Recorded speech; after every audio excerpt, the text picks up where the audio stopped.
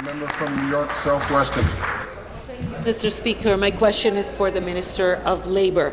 Minister, as you're aware, my riding of York South-Weston is home to a large community of newcomers.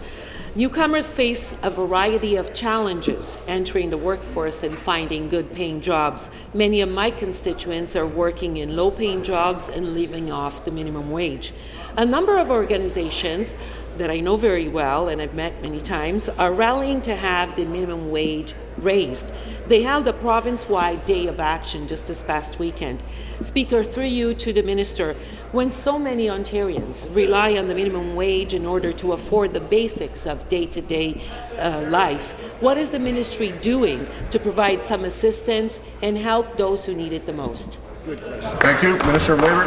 Thank you very much, Speaker, and I want to thank the member for asking a very important question, and she's right. In fact, there are too many Ontarians who live on minimum wage, and we have to do everything in our capacity to increase and enhance their livelihood. That's why, Speaker, it was extremely unfortunate that during the previous Conservative government for 9 years straight, there was a freeze on minimum wage in this province. Not a single penny was raised. It was stuck at $6.85. And I'm very proud, and our government is very proud, that when we came into government, we raised the minimum wage by 50%, from $6.85 to $10.25. And Speaker, we did that during the good economics times and during the Great Recession. We did not stop from raising the minimum wage to $10.25, making it one of the highest in the country. Now the question, Speaker, is what do we do next? What direction do we need to go next? And that's why we have created a minimum wage advisory panel that is consulting across Ontarians across the province to give advice to the government. Thank you. Supplementary. Well, thank you, Mr. Speaker, and thank you to the Minister for that answer.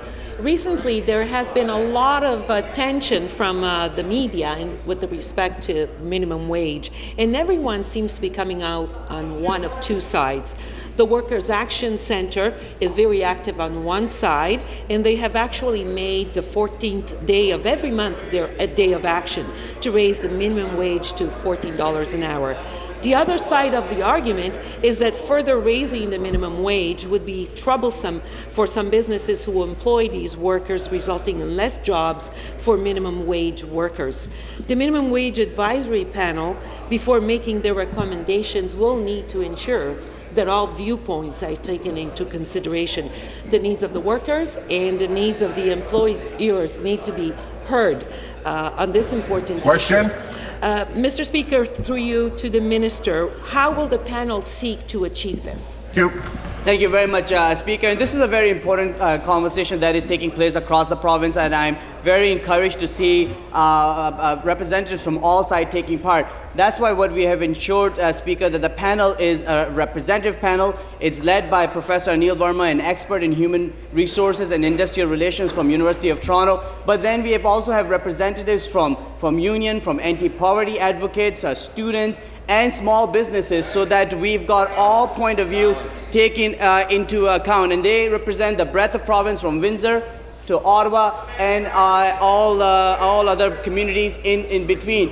The panel is traveling the province right now. In fact, there is a consultation taking place this Thursday in Mississauga, and I encourage members from those communities to participate in the process. We also have a dedicated website, ontario.ca/minimum wage review, where there's information and folks can write into the minimum wage at ontario.ca. Thank you, Speaker.